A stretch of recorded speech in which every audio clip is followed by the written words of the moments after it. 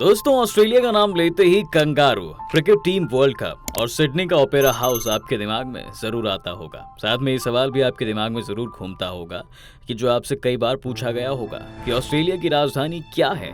लेकिन क्या आपने कभी ऑस्ट्रेलिया को एक महाद्वीप के तौर पर देखा है? दोस्तों, ऑस्ट्रेलिया बतौर देश दुनिया का 6वां सबसे बड़ा देश है। जी हाँ, लेकिन वो दुनिया के सबसे छोटे महाद्वीप से आता है। ये देश एक ऐसे महाद्वीप का हिस्सा है जहाँ पर बहुत सारे छोटे देश पाए जाते हैं जिनके बारे में बहुत बात भी नहीं होती। इसके अलावा आपको जानकर हैरानी होगी कि आज दुनिया भर के लोग ऑस्ट्रेलिया देश में बसना चाहते हैं, जबकि वहाँ के महाद्वीपों में पाए जाने वाले किसी और देश में लोगों की आबादी उतनी नहीं बढ़ रही है। इसलिए आज हम ये समझेंगे कि क्या है ऑस्ट्रेलिया महाद्वीप और उसमें कौन कौन से देश आते हैं, और उसके बाद ये जानने की कोशिश करेंगे कि दुनिया भर के लोग आज ऑस्ट्रेलिया में बसने की कोशिश क्यों कर रहे हैं। दोस्तों, ऑस्ट्रेलिया दुनिया का एक ऐसा देश है जो अपने नाम के महाद्वीप से भी जाना जाता है। इतना बड़ा महाद्वीप होने के बाद भी यहाँ मॉडर्न सिविलाइजेशन की बसावट काफी देर से हुई। यहाँ के मूल निवासी काफी कम तादाद में रहे और 17वीं सदी से यूरोप के लोगों ने यहाँ आना शुरू किया और धीरे धीरे यहाँ की आबादी बढ़ने लगी। आज ऑस्ट्रेलिया में लगभग 2 करोड़ 30 लाख लोग रहते हैं, जिनमें ज्यादातर अंग्रेज और दूसरे देशों के लोग हैं। अपनी कई खासियतों की वजह से यह दुनिया भर के लोगों के लिए कौतूहल ही पैदा नहीं करता, बल्कि लोग यहाँ आकर बसना पसंद भी करते हैं। पूरी दुनिया में कुल 7 महाद्वीप हैं।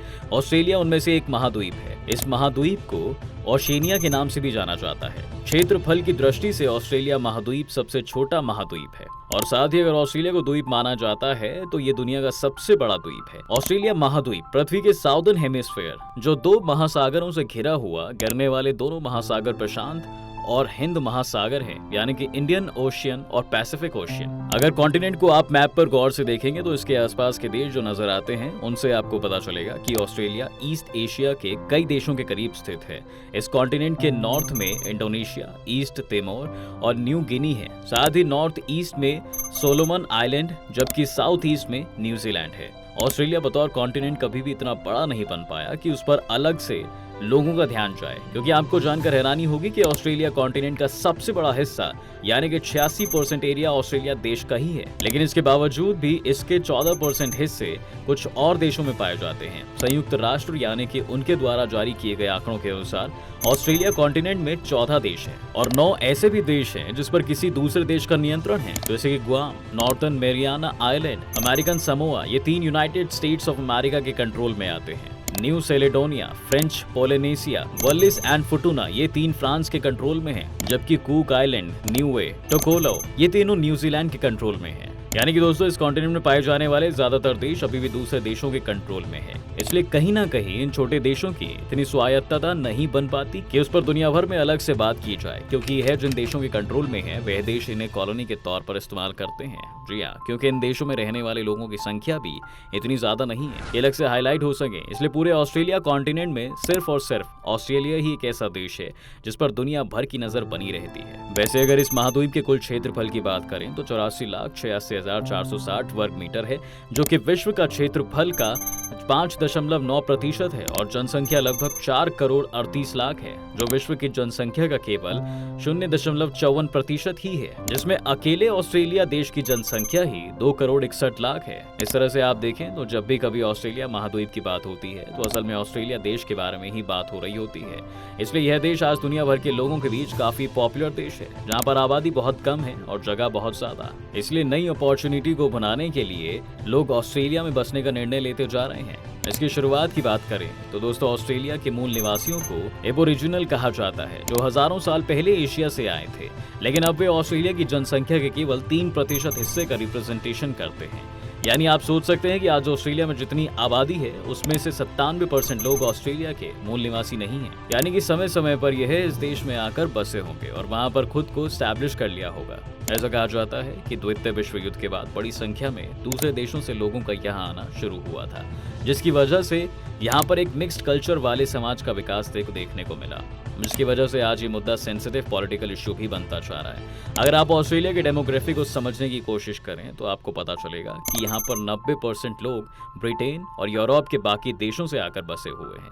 अगर यहाँ पर धार्मिक विविधता की बात करें तो ऑस्ट्रेलिया की 60% आबादी क्रिश्चियनिटी फॉलो करती है, जबकि बाकी के 40% में बौद्ध, मुस्लिम, हिंदू और यहूदी जैसे धर्म के लोग शामिल होते हैं। इसी वजह से यहाँ पर कल्चर डाइवर्सिटी शुरू हो रही है, जिस वजह से दुनिया भर के कल्चर का यहाँ पर स्वागत किया जाता रहा है। इसलिए लोग दोस्तों दुनिया के हर कोने से आकर ऑस्ट्रेलिया में बसना शुरू करने लगे और आज भी लोगों के बीच ऑस्ट्रेलिया में रहने की एक लालच दिखाई देता है। उसका दूसरा कारण यहाँ की जियोग्राफिकल पोजीशनिंग है। अगर आप मैप पर इस देश को देखें तो ऑस्ट्रेलिया हिंद महासागर और प्रशांत महासागर के बीच स्थित है, जिसके नॉर्थ में एशिया और दक्षिण में अंटार्कटिका काफी नजदीक है, लेकिन इनसे ऑस्ट्रेलिया की कोई जमीनी सीमा नहीं लगती।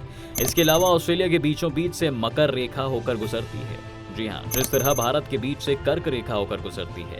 यहाँ का ज्यादातर क्षेत्र मरुस्थलीय जलवायु होने के बाद भी यहाँ अल्पाइन से लेकर ट्रॉपिकल रेन फॉरेस्ट तक पाए जाते हैं। ऑस्ट्रेलिया की ज्योग्राफी में कई ऐसी पेक्यूलैरिटीज हैं जो दुनिया भर के लोगों को यहाँ खींचती हैं। उत्तर पूर्व तटों में स्थित विशाल मूंगे की चट्टान यानी ग्रेट कोरल रीफ दुनिया की सबसे बड़ी मूंगे की चट्टान है, जो 2000 किलोमीटर लंबी है। पश्चिम ऑस्ट्रेलिया का माउंट अगस्टस दुनिया के सबसे बड़े मोनोलिथ यानी जियोलॉजिकल रॉक है, जो कि एक तकनीकी रूप से एक पत्थर होती है। ऑस्ट्रेलिया यह उन देशों में एक माना जाता है जो prosperity, education, health, quality of lifestyle के लिहाज से सबसे अच्छे और पसंदीदा देश के तौर पर जाना जाता है। हायर एजुकेशन के लिए यहाँ दूर दूर से लोग पढ़ने आते हैं। यहाँ की लाइफस्टाइल खासतौर पर दुनिया के नए युवाओं को बहुत अट्रैक्ट करती है। ऑस्ट्रेलिया एक ऐसा देश भी है दोस्तों जो हमेशा जुनून से भरा रहता है, इसीलिए यहाँ के 70% लोग स्पोर्ट्स से जुड़े रहते हैं। अंग्रेजों की कॉलोनी होने के नाते यहाँ क्रिकेट बहुत पॉपुलर है, लेकिन ऐसा नहीं है कि ऑस्ट्रेलिया सिर्फ क्रिकेट तक ही सिमटा हुआ है, बल्कि वो बाकी खेलों में भी हिस्सा लेता है और ओलंपिक, कॉमनवेल्थ खेलों में बड़ी संख्या में मेडल भी जीतता है। तो ये तो हो गई दोस्तों ऑस्ट्रेलिया के बारे में अट्रैक्ट करने वाली जानकारियां। अब जरा इसके ऊपर बड़े देश के प्रभाव के बारे में भी जान लेते हैं। दुनिया से एक तरह से अलग थलग रहा यह देश सुपरमेसी की लड़ाई से दूर ही रहा है। वैसे तो यहाँ ब्रिटेन का प्रभुत्व ही सबसे ज्यादा रहा है, लेकिन ब्रिटेन से ज्यादा दूर होने के कारण और इंटरनेशनल पॉलिटिक्स में द्वितीय विश्व युद्ध की वजह से ब्रिटेन के कमजोर होने से ऑस्ट्रेलिया का इंडिपेंडेंट एग्जिस्टेंस होता गया। इसके बाद अमेरिका की तरफ इस देश का झुकाव होने के बाद आज ऑस्ट्रेलिया अपने पड़ोसी एशियाई देशों से बेहतर संबंध बनाने पर जोर दे रहा है। बीते दिनों एक खबर भी आई थी कि ऑस्ट्रेलिया और भारत के रिश्तों में बहुत करीबी आ चुकी है। हजारों साल पहले यहाँ एशिया से लोग रहने आए, लेकिन वे जनजातीय जीवन तक ही सीमित रहे। 17वीं सदी के शुरुआत में डच यहाँ आने वाले पहले यूरोपियन थे, लेकिन यहाँ 1770 में जेम्स कुक यहाँ के पूर्वी तट पर आए और इस इलाके पर ब्रिटेन का दावा किया। धीरे धीरे यहाँ लोगों का आना बढ़ता गया और 19वीं सदी के मध्य तक पूरे महाद्वीप का कब्जा हो गया। इसी समय गोल्ड की स्ट्रॉन्ग पॉसिबिलिटीज को देखते हुए ऑस्ट्रेलिया में लोग सोने की खोज के लालच में आया करते थे। यहाँ के 20वीं सदी की शुरुआत में ऑस्ट्रेलिया कॉमनवेल्थ का हिस्सा बना और तब से ब्रिटेन की तरह ही यहाँ आज भी संसदीय शासन व्यवस्था है। 1985 तक ही ऑस्ट्रेलिया ने ब्रिटेन से लंबी ज्योग्राफिक डिस्टेंसेस ने ऑस्ट्रेलिया के इंटरनेशनल प्रायोरिटीज को ब्रिटेन से दूर कर दिया है, लेकिन उस पर अब भी ब्रिटेन का गहरा प्रभाव है। खासतौर से यहाँ के सेरेमोनियल फंक्शंस में ऑस्ट्रेलिया अब भी कॉमनवेल्थ का सदस्य है। यहाँ के संसदीय शासन में ब्रिटेन की महारानी देश की प्रमुख है, जो गवर्नर जनरल के माध्यम से ऑस्ट्रेलिया का रिप्रेजेंटेशन करती हैं। इसके अलावा संसद, एग्जीक्यूटिव, जुडिशरी सब ब्रिटेन की तरह ही है, यानी कि एक तरह से ऑस्ट्रेलिया आज भी पूरी तरह से एक रिपब्लिक देश नहीं है। तो दोस्तों ये थी ऑस्ट्रेलिया के बारे में हर वो बेसिक जानकारी जो आपको पता होनी चाहिए थी। आपको ये वीडियो कैसी लगी हमें कमेंट करके जरूर बताएं। साथ ही इस वीडियो को लाइक करें, शेयर करें और हमारे चैनल को सब्सक्राइब भी जरूर कर लें।